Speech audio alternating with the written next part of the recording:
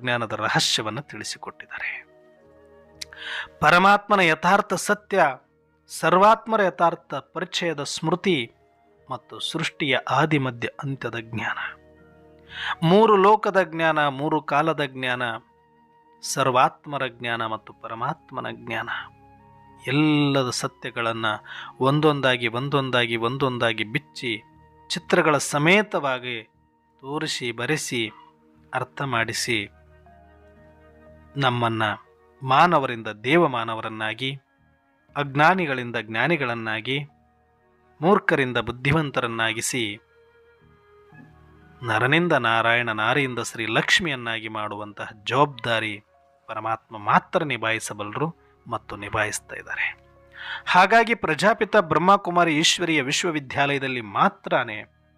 ಸ್ವಯಂ ಪರಂಪಿತ ಪರಮಾತ್ಮನ ಯಥಾರ್ಥ ಸತ್ಯ ಪರಿಚಯ ಮತ್ತು ಸೃಷ್ಟಿ